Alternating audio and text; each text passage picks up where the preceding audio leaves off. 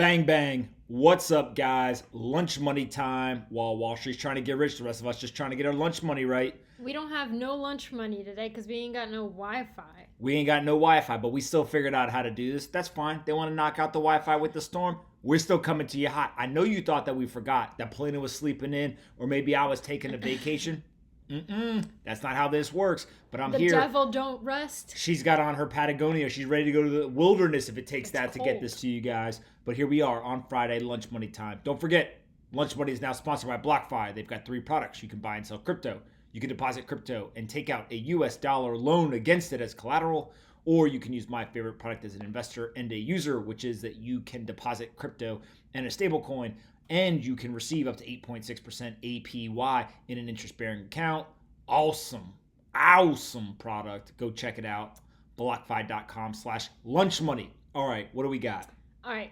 So 2 things happened. First, Our internet went out.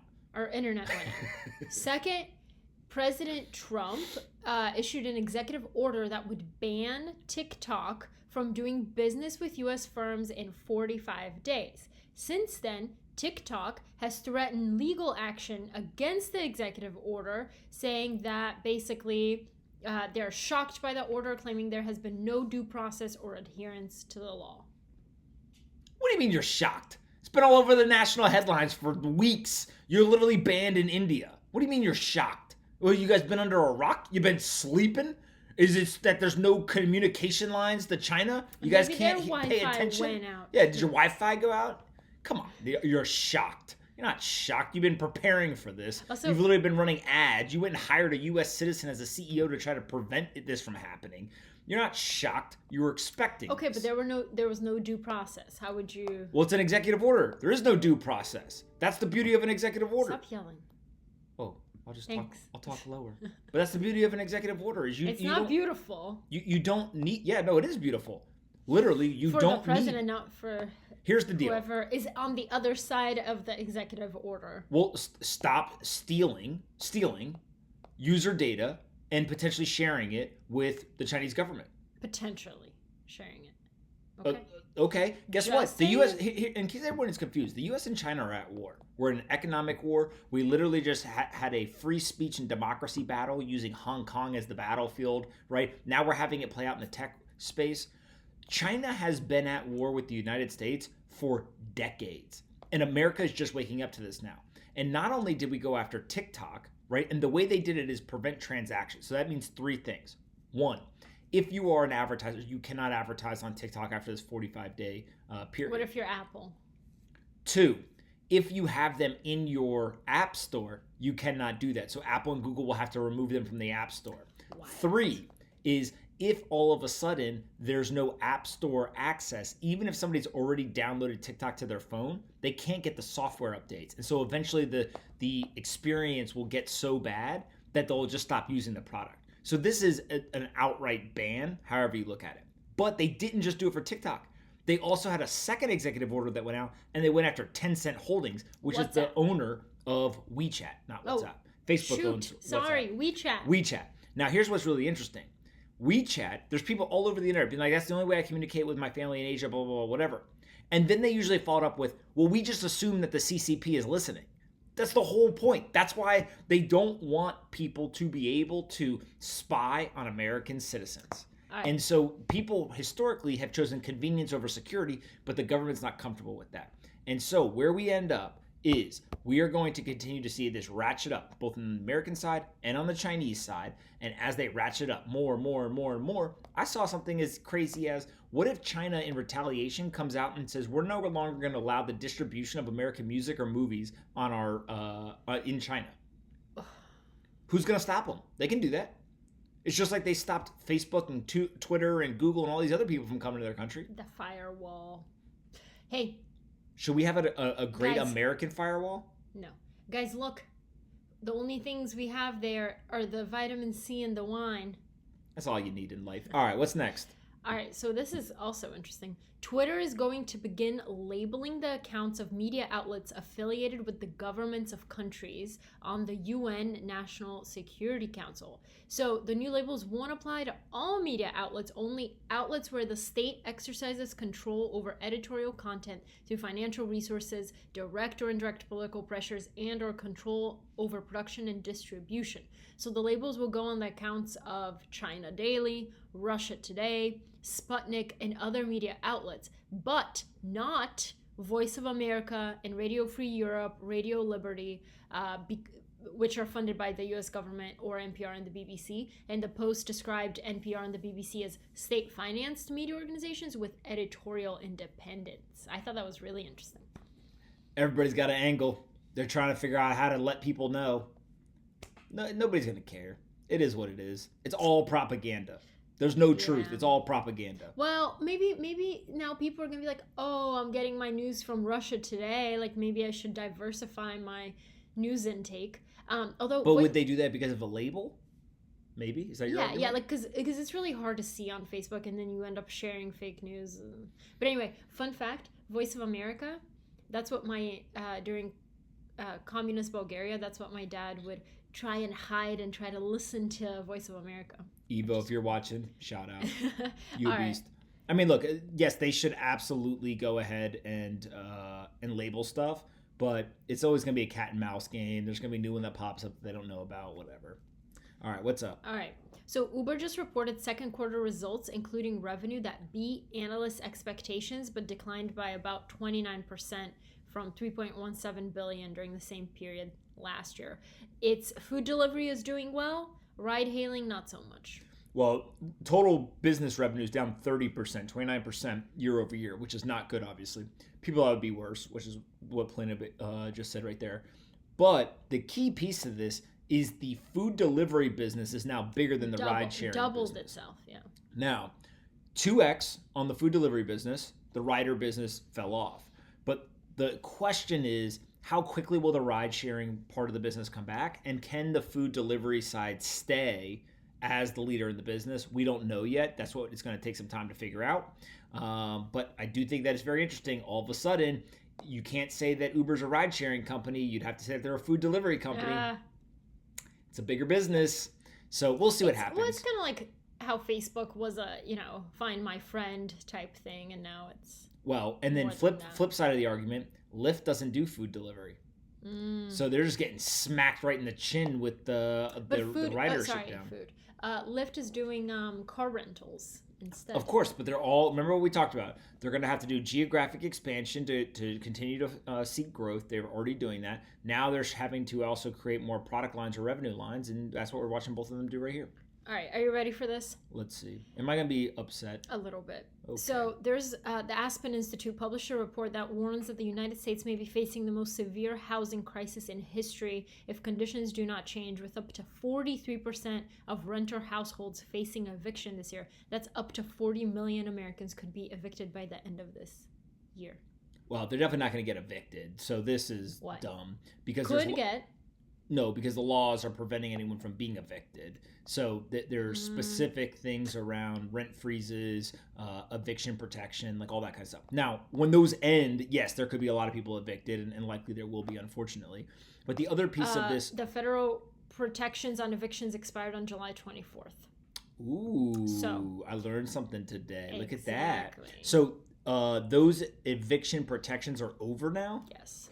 My guess is, and I don't know this for sure, but that sounds about the same time that the federal unemployment insurance, like the beef up, the additional amount, also was there. And so if that's true, then what I wonder is, because the 24th, I think it was March 24th, when the stimulus package was announced or whatever. So it was 3 months, whatever it was. I wonder then if in the new stimulus package, will they reinstate those eviction protections? So we'll see. I don't know for sure, but we'll see there. But the other piece is, like, why are people going to get evicted? It's because they lost their jobs.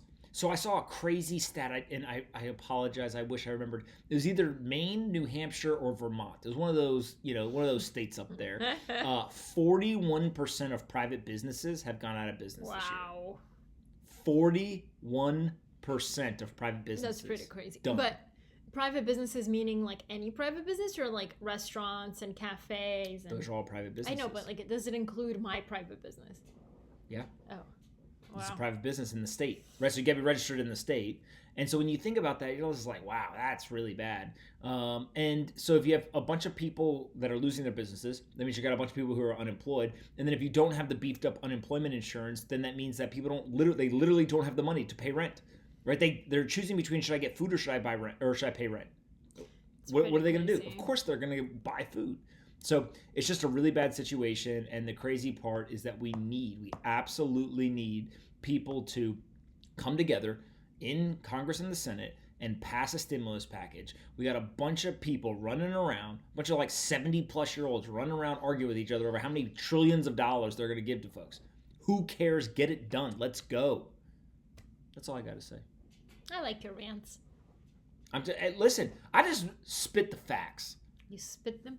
Yeah. And you yell them? Yeah. People may not like it, but okay. It's the truth. Ready? The NFL's deadline was 4 p.m. Eastern on Thursday for players to voluntarily opt out of the season if they don't want to play amid the coronavirus pandemic. More than 60 players have informed the league they intend to opt out. Interesting. Do they get paid? I don't think so. Players who opt out of the season are paid $150,000 salary advance. My brother wrote about this. So my brother will be paid back. Yeah, my brother Joseph he just started a new newsletter, and what he's basically writing about is the money in sports or the money in business behind sports. And what he was making an argument was basically this $150,000. If you're a rookie and you're about to get cut because training camp got cut short, it's actually better for you. Well, rather than get cut and get paid nothing, you should just take the $150,000 and then live to like fight another day, right? Like come back to camp next year. And so, look, a bunch of these guys are going to have to make all kinds of decisions. The fact that 60 people opted out is pretty crazy. And I think it was in the NFL, one of the guys opted out to continue to serve as like a hospice worker in his hometown and keep fighting coronavirus. That's really crazy. Oh, I'm going to cry. Don't make me cry. Okay. You're going to cry? No, we're good. It's like it's just a touching story. Yeah. You remember Pat Tillman? Yes. Yeah. They got killed by his own guys and the army lied about it. Facts. He made me watch that. I cried. It's just the whole thing. You see, I told you. I'm always going to tell you guys the truth. He got killed by his own guys. All right, what else we got? All right, I don't know what I was covering. I was trying not to show you, but I'm going to show you. I thought it was my joke, but it's not. So, okay. So there's this no drama llama. It's a real live llama. Look at it. Let me show the people. You see this llama? And it's being walked. Yeah, Caesar. Okay. McCool. Caesar, the no drama llama, is helping keep the peace at Portland protests. His name is Caesar McCool. McCool, the no drama llama. So he tends to diffuse situations, and people enjoy being in his company. His owner told Insider. Once a champion, the animal now works as a therapy llama and a llama activist. How do you say that? Llama activist. They combine the words llama and activist. So. Because it ends in an A, get it? So Caesar is a retired 6-year-old grand champion show llama turned llama activist, and it's been providing therapy services in llama love at the Portland protests over the last few months. And hold on. It ain't working. Well, You've seen the videos online? They're shooting tear gas at each other and kidnapping people off the streets. Because obviously the llama isn't working. No, but look, people are tweeting like, I for one am all for Caesar, the no drama llama, turning up at the protest, and people are hugging it. I like this idea. What? Just so we're all clear. I don't know about you guys, but these are not the same types of photos that I've been checking out from the protest in Portland. Okay, well, it's helping. Look, I love the idea. Therapy dogs, therapy llamas, whatever you want to do. Bring everyone McDonald's, whatever. Just try to get it to everyone chill out. When Larry McCool, I think that's the man, takes the llama to marches, though, he's especially careful about its safety. When tear gas is going off, they get out of the way. Oh, that's really smart. What a smart guy. Well. All right. Anyway, it's a cool llama. Do you like... I love the llama. Llama? Caesar McCool? Yeah. Hold on, let me find a joke. Guys, no internet is weird. Yeah, I had to listen. I actually talked to Polina today. Oh, it was crazy.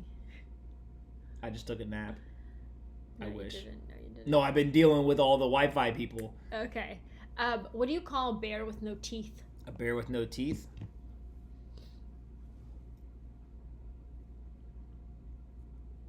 I don't know. A gummy bear? It's like gums. It's funny. Come on, laugh. Come on. That was a good one. Yay. I didn't think it was funny, but it was like clever. All right, guys. It was intriguing use of the American language too. It's not American language. It's English. No, I know, but Americans have a monopoly on it. Okay, Italian. Polina gets real mad when I call it American language. I think it's funny. All right, that's it for lunch money today. While Wall Street's trying to get rich, the rest of us just trying to get our lunch money right. Don't play with the bears. Don't play with the llamas. Just stay inside. Stay a no drama llama. I'm gonna start calling you that. See you guys. Bang bang. Hope you guys enjoyed this episode of Lunch Money as much as we did. And don't forget, Lunch Money is now sponsored by BlockFi, so go check them out. There's a link in the description that you can click on. I'm an investor, a user, and a huge fan. What? You're a bigger fan of BlockFi than you are of me? BlockFi is my second favorite thing in the world behind Polina. They've got 3 products. They can give you a US dollar loan. You can earn up to 8.6% interest on an interest-bearing account, or you can buy and sell cryptocurrencies on their crypto exchange. I personally use the interest-bearing account. There's not very many places where you'll find up to 8.6% interest on a deposit in an interest-bearing account. Go do your own research. There's risk associated, but 8.6% is pretty compelling. So click on the link in the description. Say thanks to the folks at BlockFi. Subscribe to our channel. Like the video. Annoy Polina in the comments. And we'll see you guys tomorrow. And be kind to your friends.